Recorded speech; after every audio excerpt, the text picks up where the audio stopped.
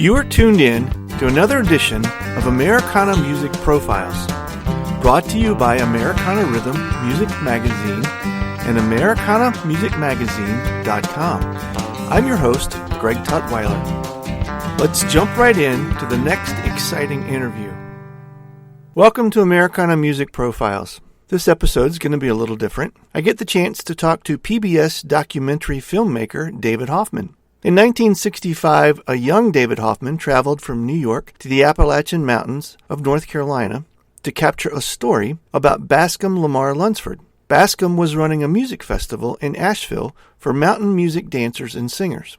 The result of that film became the first ever televised program about bluegrass music. In this episode, David and I talk about the history of the film, Mr. Lunsford, and the historical significance of this program. Hi, David. Thanks for taking my call today. I'm glad to get the chance to talk to you about this. Very pleased to be with you, Craig. Thank you. So, we're going to talk about the Bluegrass Roots TV show that ran on public television. I think I heard you say that you were 23, maybe, when you did that. Is that right? Well, think of the time. It's 1965. Yeah. There had never been a bluegrass show on national television. Right. And in fact, maybe there was a music show or two on which someone appeared, a Johnny Cash kind of guy. But there was never a show that actually looked at the people. And so I was a 23-year-old filmmaker, and I was sitting on Long Island starting my career, and read in Time magazine about this guy named Bascom Lamar Lunsford from the Ashville area who had a music festival. And a whole bunch of us kids on Long Island were listening to late night Grand Ole Opry on Saturday night. Oh, all right. It broadcast on, I think it was WSM out of Nashville. And I'm not sure where the station came out of, but we just went nuts for the music. We'd never heard anything like this. Every musician was fabulous. The music was great. The voices were so good. Couldn't believe it. So we didn't know much about it. So I write this guy, Bascom Lunsford, and he's 82 years old. And at the time, he said, I've heard something about filmmaking, he said, and we do have a television. So sure, come down. So I got on a plane with another guy, and a 16-millimeter camera and a Nagra recorder. It was a 26-pound analog recorder. Wow. Never been on a plane. That's my first time on an airplane. Really? And I flew to North Carolina, went to Asheville. Some guy gave us a free room and board, and we show up the next morning, and we're with Bascom in South Turkey Creek, about 13 miles from Asheville. And he says, well, I'm going to take you as I go around and pick the people for my festival. Oh, wow. And he knew just about everybody, so everybody he picked was unbelievably good. Wow. That's cool. And that's it. It ran on primetime PBS, which at that time was not PBS. It was called National Educational Television out of New York. And it got the cover of TV Guide. Wow. And a full-page review because people not only loved the music, but they had never seen people like this storytelling, as you know very well, as we all know very well, all the lovers of this music. What kind of feedback did you get from? Did you get feedback from viewers around the country that saw that and had different experiences writing back to you? There wasn't any time. That was before the time when that kind of thing occurred. Certainly on national educational television. Okay. But Bascom and his people loved it. They had no idea they were that good. They were that entertaining. Oh, okay. They saw themselves as just performing. Bascom said they were good, but now they were on film and they watched themselves. And everybody always thought they could have looked better. And my camera was 49 pounds and had a battery pack. And so it was pretty primitive, and I was just learning my craft. Yeah. Wow. And did I read correctly or hear you say that you were actually there for 6 weeks? Is that right? Yes. Wow. At that time, you shot 10-minute reels, and it took about 20 or 30 minutes to load everything up again. Really? Okay.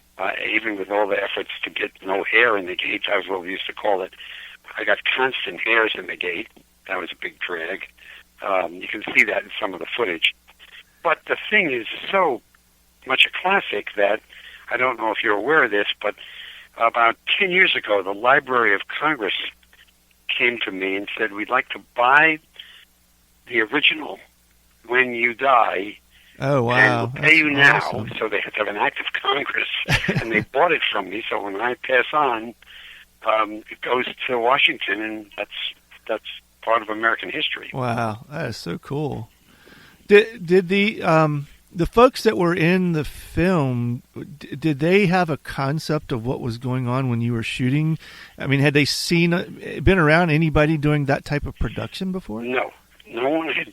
I mean, Alan Lomax's people, he had come with a tape recorder, he and his dad, some years before, but they never recorded these people. They were more the groups and the larger groups than Bascom. Bascom was sort of the real underground thing.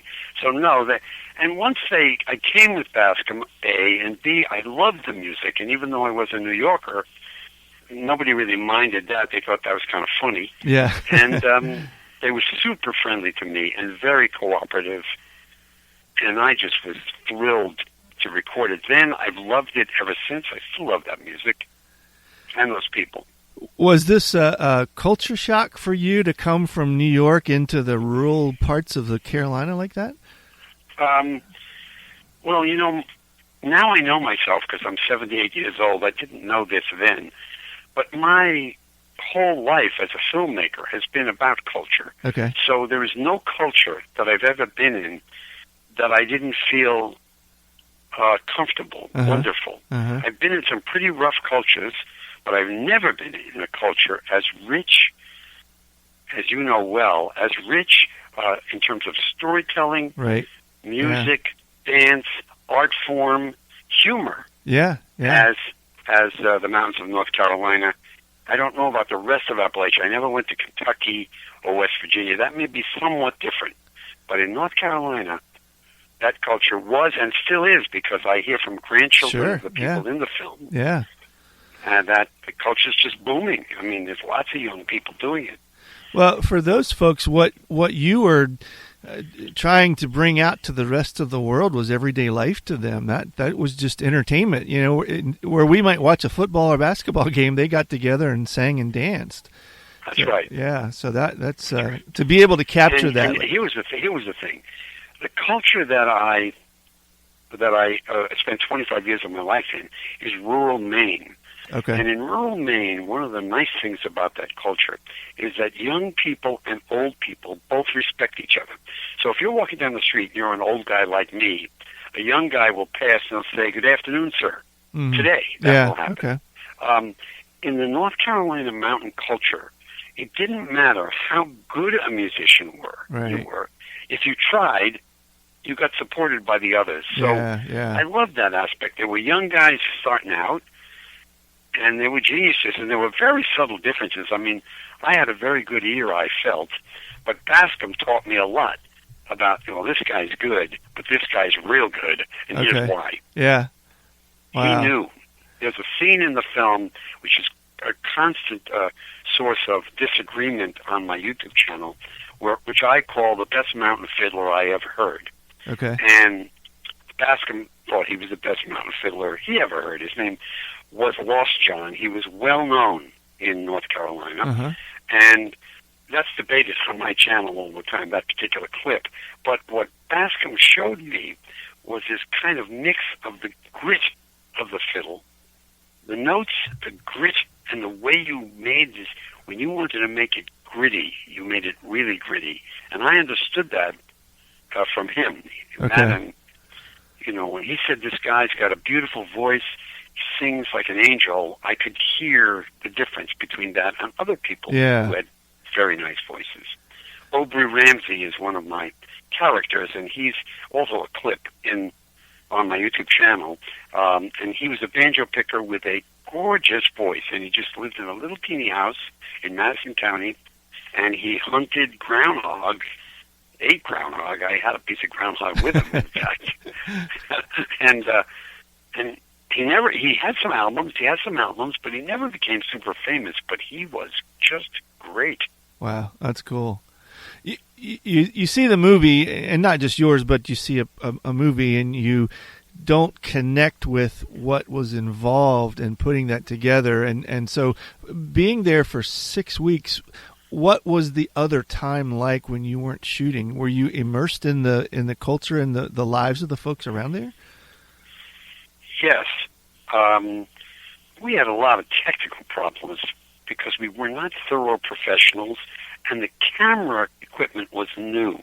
The first guy who made a professional movie with these kind of handheld 16-millimeter cameras, they were very heavy, was only made 2 years before. Oh, wow. Okay. And he was a New York documentary filmmaker, much older than me, and he did a show on the Kennedys, behind the scene on John Kennedy in the White House, and I saw that show. So I was in college at that time, and I rented one of those cameras, and I tried it. So a lot of the time we spent with our equipment trying to load up the camera. Each reel was about 20 minutes. So you had to clean it, and then you ran it through all these little loops and things, and it was pretty tough. And then when you got all done, you kind of closed it up, and then you got everything ready, and there was a wire between the microphone and the tape recorder and the camera. So we always had to be close together, me and the other guy I made it with. Okay. And it was just the two of us. And of course, at that time, you're not even sure what you're getting when you get done shooting, right? Because that all has to be developed. And, yes. It wasn't a reflex camera. It didn't exist. So you're looking at a tube that comes out of the side of the camera, which you hope is what the camera is recording. Yeah, right. And not even aware of your lighting or anything. I didn't fully understand the zoom. Okay. I'd never had a zoom lens, and there's quite a few zooms in the film, and people get quickly used to it because the material is now so classic. Right. But I sure didn't like that. I never zoomed again. When I got back to New York, and I had it processed in a laboratory, and came out, and they made you a copy which you could edit. And I saw all those zooms. I didn't like that very much. Did you get a chance to experience one of his festivals, see some of these folks on stage? No. There is footage from the 1950s. I have a little bit of it on my YouTube channel. A German television crew came to Bascom's festival, and they recorded just a bit, and it's really classic. It's kind of like the Grand Ole Opry in a way. The audience cheers and laughs. I felt, and I'm quite convinced, that seeing people in their natural environment is very different than seeing them on stage. Sure, yeah, I agree. That was the uniqueness of driving around with the equipment and going with Bascom. There's nobody who, actually even ever felt uncomfortable being filmed. Nobody had ever seen themselves on film. Yeah. The dance scene and some of the other scenes, a lot of them in the film, of course, are kind of short clips of, I'm guessing, which was longer moments of time when you were actually there, right? Right. So was that a dance party at the house that went on for a while? Well, Bascom and I talked out scenes.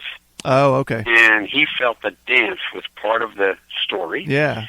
And we didn't have a professional hall, so his house, which, by the way, still exists on South Turkey Road, Creek Road, still exists. Somebody sent me a photograph of it. So we rolled up the carpet. It was wood floor. Don't know what it did to the wood floor. And he got this dance caller, and his team, which was called the Blue Ridge Mountain Dancers, and the same year or the next year, I think maybe the next year, they performed at the Newport Folk Festival. Oh, cool. And that was a major moment because they're a whole nother group of rising folk enthusiasts saw clog dancing. Yeah. Wow, that's neat. Yeah, so that scene, as you may know, is one of my most popular scenes on my channel. Yeah. And I'm very proud of that scene because I danced with the camera.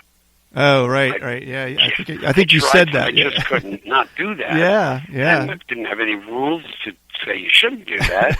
So I just got involved with them and the kids, and they were all smiling at me. You could see it in in the film. Right. And I'm smiling at them, and I'm dancing along, and they think it's very funny.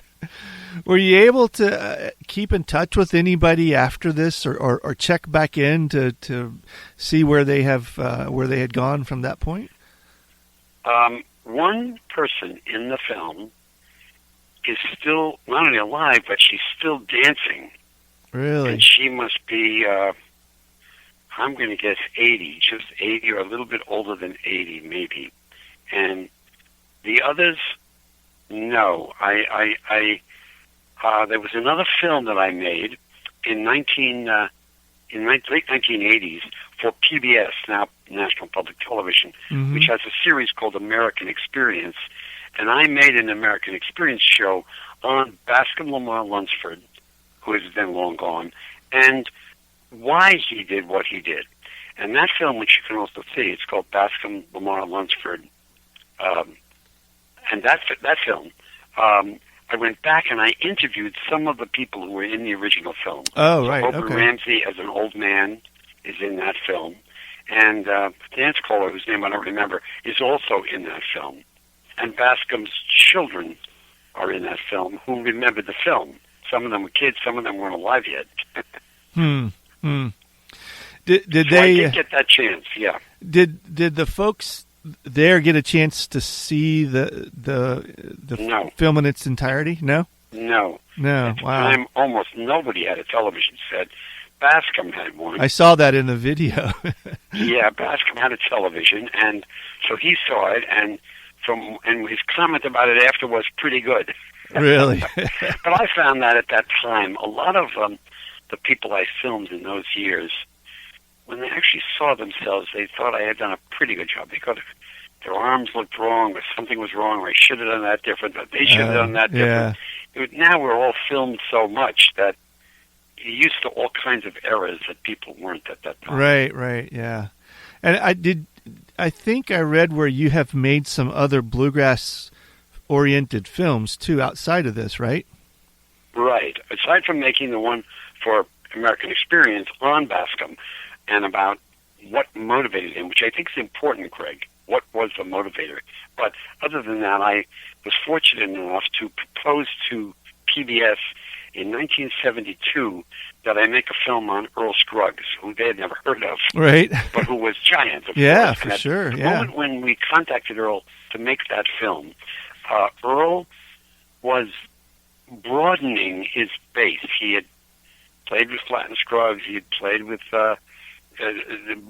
so many different people by that point that he decided he was going to stretch out the banjo and see who else he could play with. So we went on the road with him and created Earl Scruggs, His Family and Friends, which is a classic album now made from my recordings. Right. And Bob Dylan is in that, and Joan Baez and Doc Watson, and several of the the Morris Brothers, old-timers who were much older than Earl. Uh-huh. So I made that. That was a 90-minute television special. And that was a great film. It was a great PBS film. special as well, right? Yes, it ran on PBS, but more importantly, it's today kind of the only real documentary on Earl. Okay. He wasn't very comfortable being filmed. He didn't like being filmed. Wonderful man. God, what a great person. And of course, just thinking right now about it, that, of course, Earl passed on. Doc passed on. They were beautiful friends. Yeah, those guys. right. A lot of those old guys are Earl's leaving us. son, Stevie, committed suicide. He's in my film. Randy, the great Randy Scruggs, Earl's son, the incredible studio guitarist, and he's 16 in my film. He passed on. And I think this Carrie is also dead. Wow. So that's kind of sad. Yeah. And plus Louise, Earl's wife.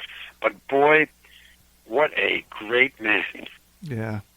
Great man because he was generous with everyone, really respected everyone. He was a farmer guy turned great musician who never thought that he was one little milli-step better than anybody else. That's a real value to me. Yeah. I cherish that. Well, I feel like a lot of folks in the bluegrass music industry, you mentioned something about the people there and how it was It was more about if you just put your heart into it, they were okay with that. You know, obviously there's levels of talent, but in the bluegrass world, there's a lot of camaraderie, and it's people enjoy hearing somebody that's really good, but they're also very accepting of those that are just learning or becoming good. That's true. Yeah. Well, there's one guy, he's in my film, Errol Sparks' film, who didn't have that was Bill Monroe. Bill Monroe was an egomaniac, Yeah. you know, and I met him and spent time with him, and Earl told me that, in my film, Bill introduces Earl in the scene, and he says, he's the second banjo picker that ever played for me. And that would be typical of Monroe. Yeah. He's somebody, he's not the first of anything. Right. Yeah. Yeah, very much a perfectionist. Bill Monroe's music is beyond magnificent. Sure, yeah. I want to back up. You mentioned something about the motivator, and that's really important. Yeah. So I had to when PBS hired me for that, I had to figure out what that motivator was, and I went back over my footage and I read all of Bascom's stuff, and I realized that the motivator was he despised how the mountain people were being portrayed. Okay. He despised it. He had read the early stuff that had been talked about these people marrying brothers and sisters, being stupid, being back up in the hills just drinking moonshine, none of which I saw. I did see some rough stuff, but nothing like what was described as the prejudices against these people, some of which still goes on today. Right. So for him, Beverly Hillbillies was disgusting. I see, yeah, I would think so, yeah. It kind of made fun of his people, and he was determined not to have that be the case, to show respect for the music and the dance and the culture and the humor and the way that they spoke. Yeah. Well, I think I read where that is why you see him on film in a dress shirt and tie to help portray that image forward. That's absolutely right. Yeah, show respect. Yeah, right. And he felt it, and we certainly, my sound man and I, we felt total respect. I was changed by that because I saw a culture that cherished the art form as a part of life. Right, yeah. You know, and I'd come from a classical music scene in New York where these people were different. They were superior in some ways. They were playing Bach and Beethoven. Yeah. Any thoughts of doing a part two or a retrospect of where they are now? Greg, there's probably thousands of people on my YouTube channel who have asked about that. Yeah. And here I am, 78 years old, perfectly healthy. I still could do it, and I should do it, but it's just too expensive, and there's nobody to pay for it. I mean, in those days, it was cheap-ish, and the television systems really cared. Yeah. Nowadays, it's a show every night, next show next night. I love Netflix documentaries, and I love HBO documentaries. They're really good. But they want, murder and Titanic sinking and really rough stuff. Yeah. And there isn't any really rough stuff here. What there is here is beautiful if that's what you love. So I've never gotten the chance.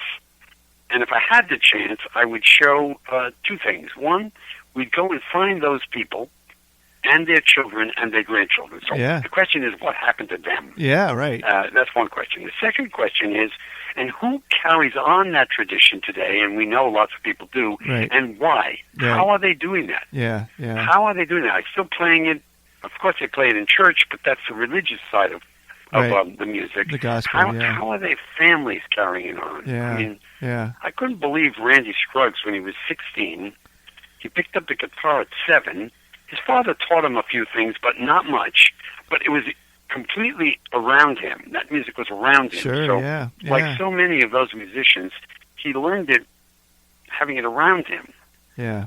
And that I'd love to do it. Yeah. It should be done because 50% of the comments on my clips say, "Oh God, this is a great time. A shame that it's not there anymore," and they're just wrong. Yeah, true.